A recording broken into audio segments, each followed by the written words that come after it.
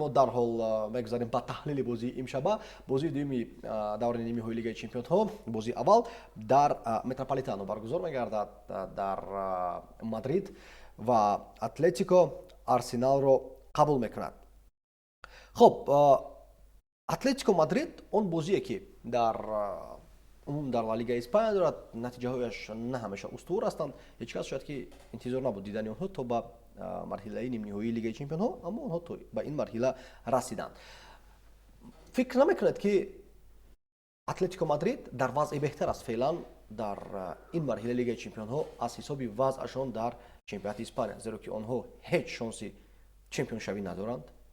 موقع لیگ چمپیون‌ها را برای خود علاقه کم بیش کفالت می‌دهند، یعنی بیمه کردن برای خود از حساب برتری بر رقیبان و تعقیب کنندگان نزدیکترین. اما آرسنال باشد از پشتش نفسی گواردیولا را احساس میکند در انگلیا و میتواند که ارتتا که کوادروپل باید میگرفت از روی فرضیه مخلصان آرسنال، میتواند به یگان جایزه در اون موسم ماند. همین گونه احساسات نیست مگر که وضع فعلا با فایده اتلتیکو مادرید است.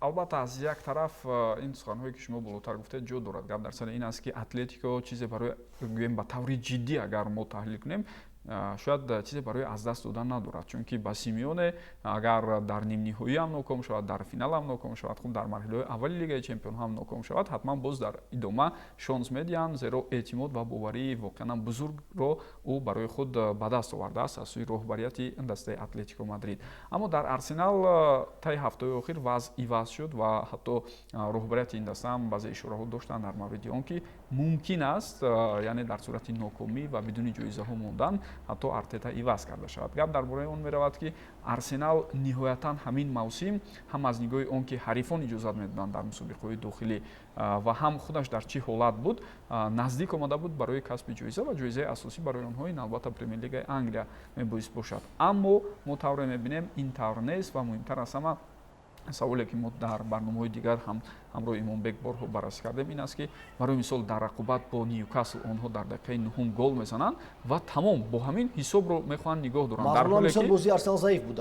дар ҳоле ки барои онҳо агар мо дар охир ҳисоб кунем ки ҳам Сити ғалабаҳои пайдар ҳам мекунад, ҳам Арсенал, онҷо тафовути голҳо ба ҷои якум мебарад ва Арсенал ҳаракат намекунад ки ҳамин чизро бештар кунад, зеро медонад ки Сити барои мисол голҳои зиёд мезанад. аз ин сабаб бояд бигӯем ки каме хавфу хатарҳо барои Арсенал вуҷуд дорад.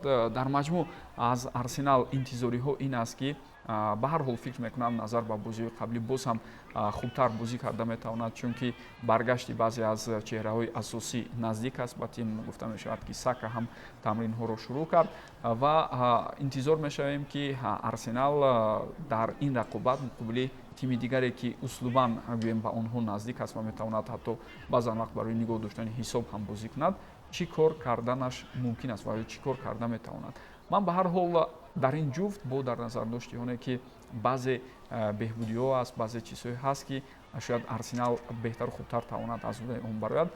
фикр мекунам аз ҷамъи ду бозӣ Арсенал имконияташ барои ба финал рафтан бештар аст. андаке ҳам бошад, барои мисол 51 бар 49 ё 55 бар 45 ба фоидаи Арсенал аст дар маҷмӯъ. агар Имонбек чӣ назар дорад оид ба гуфтаҳои Парвиз, зеро ки шахсан ман ба он антифутболе ки Диего Симеоне метавонад роҳандозӣ кунад, ҳеҷ бартари Арсеналро дида наметавонам дар натиҷаи ду рақобат, зеро ки раваду Атлетико Мадрид як гол занад аввалин шуда. аммо ин мавсим монанди соли пеш он қадар хатти дифои Атлетико Мадрид устувор нест. инро мо албатта мепазирем, ин қабул аст. аммо гуфтанд ки Арсенал шонси бештар дорад аз рӯи бозӣ моҳҳои ноябр ба декабр шояд. аммо феълан як тарс дар бозии Арсенал пайдо шудааст. онҳо зери фишор мондаанд, зеро ки интизориҳо аз даста бисёр аст. аммо бозӣ ба он сатҳу сифате ки талаб аст ва тақозо аст феълан мутаассифона ҷавобгӯ нест.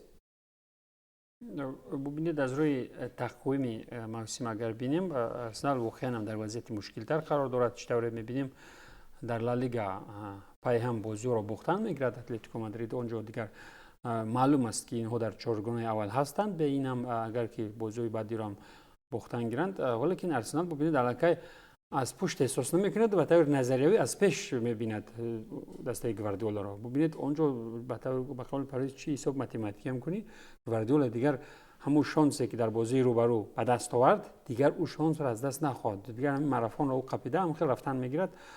به نظر من در اتلتیکو مشکل هست از لحاظ روانی، از لحاظ پسیکولوژی. نفری که از همه بیشتر پول میگیرد سیمیونی وقتی که او در فینال جام اسپانیا دچار شکست خورد، این چیز برایش سرباری پسیکولوژی پیش آورد. او بوده در صورتی که اگر آنها جام رو میگرفتند، آنها در صورت باختن در نیمه نهایی هم هیچ فشاری کلان احساس نمیکردند. اکنون مجبور است سیمیونی که باید که در نیمه نهایی کاری کرده، با آنتی فوتبال باشد، با اتوبوس یا ترالیبوس باشد، یک کاری کرده به هدف رسیدن در کار است. من فکر میکنم که آنها با بازی دفاع کردن خود عذاب خواهند داد ارسنال رو. ارسنال به پیش بسیار حرکت میکند، از لحاظ فیزیکی خسته میشد. این چیز ضرر خواهد رسانید در پایگاه قهرمانی در پرمیر لیگ انگلیا که آنجا هم کلی چیز ناروشن است و این چیز ضرر خواهد آورد برای ارسنال. این از لحاظ تخمین اینفرادی من است. مثلا میخوام بگیریم و ما اتلتیک رو از میان همین چهارگانه دسته از همه کمتر شانس می داشتگی برای قهرمانی می حسابیم. از روی امور و از روی کل حجتایی که پیشنهاد میشد، از روی رنگ منظره بازی، ولی که من فکر میکنم که اتلتیکو یک دسته می شود که همه خیلی ناشناسانه، نظر ناگیرانه با همون فوتبالی با اون قسم مقبول میشدگی همه خیلی کاری میکند که به هایستگی میتواند ارسنال رو هم پس سر کرده تا اونت وابسته بونه که ارسنال علاقه در مفکوره این بازی نه و بازی دیگری پرمیر لیگ رو فکر میکند. این چیز همه را پیچیده میکند. مونبک برای ارسنال کدام مسابقه افضلتر است؟ ما نمیدونیم در فکر روبرت چی است، اما اگر در عموم ما وضع آنها رو نگاه کنیم، اگر تاریخ رو یاد داریم که سالیان ایجاد میشود که آنها در پرمیر لیگ انگلیس موفق شدن میتوانند در برای لیگ چمپیونان عموما موضوع نمیرود. چند موسم بود که عموما در لیگ چمپیونان اشتراک نکرده بودند. کدام مسابقه برایشان مهمتر می‌نماید؟ برای دل خود است لیگ چمپیون‌ها از همه. نه، ما فکر نمی‌کنم، چون احتمالاً برای ارسنال پرمیر لیگ مهمتر است. نه پرویز؟ خوب تصور کنید ارسنال برای مثال یکی از تیم‌هایی که بیش از تاریخ 100 ساله دارد یگان بار لیگ چمپیون‌ها رو نگرفته است. در فینال بود؟ نه، در فینال بود، البته این مسئله دیگر، اما یگان بار لیگ چمپیون‌ها رو نگرفته است. اما از آخرین غلبه آنها در پرمیر لیگ انگلیس حدود 22 سال 23 سال گذشته است. شما یک جایزه رو نگرفته باشید و 22 سال رو مقایسه کنید چی؟ نه گپ سری. نه من اگر فرم‌های مخلصان رو نظر کنیم که مخلصان ارسنال چی اندیشه دارند؟ من درباره دیگر چیز میگم. با فکر من همین حالا حاجت به انتخاب نیست که من در لیگ چمپیون‌ها غلبه کنم یا در پرمیر لیگ. باید جایزه بگیرید. باید جایزه گیرد و اصلا من فکر میکنم مبارزه رو برای به دست آوردن هر دو جایزه براه موندن دیگر لازم است، چون که عقب نشینی کردن در کار نیست. تو نیم نهایی اومده میرسی و بعداً عقب نشینی میکنی، یگان معنا ندارد. میتوانید در مرحله عمومی گویم عقب نشینی کنی با همین. مگر اقتدار ارسنال میرسد که موفق شود در سر همین است که با آن حالت دچار نمیشوند که تقسیم کردن قوای خود با دو عرصه با دو مسابقه بتوانند برای مثال در همین بازی آنها غلبه کنند، این برعکس میتواند روحیه آنها رو بلندتر کند، آنها رو بیشتر مبارزه برند. ما در تاریخ حالتهای زیادی رو برای مثال حتی در صحیفه‌های درخشانترین نبردهای دولت‌های گوناگون حتی در خاطرمان هست که یک پیروزی میتواند آنچنان روح بلند کند همان به اصطلاح عسکران و افسران رو که برای غلبه‌های بعدی کلان زمینه گذارد. یک غلبه برای مثال در مادرید مقابل اتلتیکو شاید باعث بران میشود که قوا و نیروی نو پیدا کنند، انگیزه الهی پیدا کنند و تا با آخر در چمپیونات باز مبارزه رو دوام دهند. از روی خبرهای آخرین پرمیر لیگ راضی نشد که در تقویم بازی‌های منچستر سیتی تغییرات وارد کند. آنها در آخر در 6 روز 3 بازی میگذرانند. یک بازی با تاخیر گذاشته شده از جمله با کریستال پالاس، فینالی جام و همچنین یک بازی دیگر در چمپیونات. و من فکر میکنم از این طرف اگر ما فکر کنیم برای ارسنال اصلا البته تقویم چندان بد نیست، فقط درست همین قوه‌های بوده رو تقسیم بندی کردن در کار است. از همین جهت لیگ یکی فرانسه البته خوبتر است به نظر من، چون آنها خوب دستگیری می‌نمایند. PSG رو بعضی از بازی‌هایشان رو با تأخیر گذاشتند تا که آنها با برار با نیروی تازه توانند که در لیگ چمپیون‌ها بازی کنند که این چیز در انگلیس و اسپانیا متاسفانه یا خوشبختانه من نمیدونم مشاهده نمی‌شود. نه بازی رئال مادرید نه بازی بارسلونا هیچ با تأخیر نمی‌مانند، چون میتواند که روزی душанбе бозии тақвим меафтад, рӯзи чоршанбе аллакай дар Лигаи Чемпионҳо бозии навбатии худро баргузор кунанд. Инҷо байнобат гирифта дар кор аст парвозро аз як кишвар ба кишвари дигар ки ҳатман ба вазъи ҷисмонии бозигарон ҳам таъсир мерасонад, хаста мешаванд. Аммо шояд ки ҳамин дастгирии кӯчаки Лига 1 ҳам кӯмак карда бошад ба престижият дар Лигаи Чемпионҳо. Хуш, пешгӯи мо оид ба бозии имшаба ки бояд ҳамзамон қайд кард ки дар 28 бозии хонагӣ дар тамоми мусобиқаҳо Атлетико танҳо дар 5 бозӣ дар вақти асосӣ мағлуб шудааст ва он ҳам бо тафовути ҳамагӣ 1 гол. Имшаб мо бо эҳтимолияти 99 аз 199% натиҷаи наздик ба шаби гузаштаро намебинем. Истисно метавонем карда чунин натиҷаро. Бозии серголро, не аниқ 10 гол 20 гол намешавад. Не, 5 гол ҳам намешавад ба назарам. 5 гол ҳам шуданаш бисёр мушкил аст. 2 гол шавад ақаллан. 2 гол бо як ҷанҷол мумкин 2 гол шавад. Ман фикр мекунам ки Атлетико Мадрид дар майдони худ метавонад пирӯз шавад. Ин албатта пирӯзии бузург нахоҳад буд, пирӯзии минималӣ ва Атлетико Мадрид муҳим аз ҳама мавсимро имконияти охирини ҷоиза гирифтан дорад ва онҳо бояд аз ин чиз истифода баранд ва барои ин қудрат ҳам доранд. Валекин Арсенал дар як вазъияти печида қарор ки мегирад, онҳо албатта эҳтимолияти бо мусовӣ баргаштан ба Лондонро ҳам доранд. Ҳамин хел пешгӯӣ ман дорам.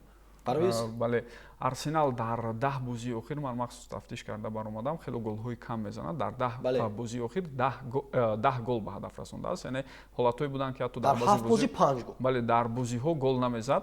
Аз ин сабаб мо аллакай одат кардаем. Ин чиз аз моҳи март шурӯъ шуд, дар ҳоле ки қаблан барои мисол Арсенал дар хотиратон бошад дар марҳилаи умумии мусобиқа тиме буд ки бештар аз ҳама гол зад дар Лигаи Чемпионҳо.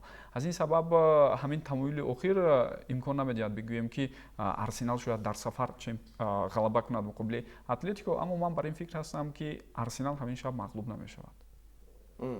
бисёр андешаи хуб яре ки мо фикрҳоямон ҷудо мешаванд ки мо бе ҷонибдори он аст ки Атлетико ҳадяқал мағлуб намешавад, аз тарафи дигар мешавад Парвиз ки Арсенал ҳадяқал мағлуб намешавад. Шояд мо метавонем тахмин кунем ки Арсенал бо мақсади Мадрид меравад ки мағлуб нашаваду ҳамаро дар Лондон ҳал кунад. ҳамин гуна тактика шуданаш мумкин ва Арсенал аллакай дар мавсими гузашта хотиратон бошад дар Лигаи Чемпионҳо зидди Реал исбот кард ки дар бозиҳои бузург муқобили дастаҳои қавитаринам метавонад ба ҳадафи худ расад.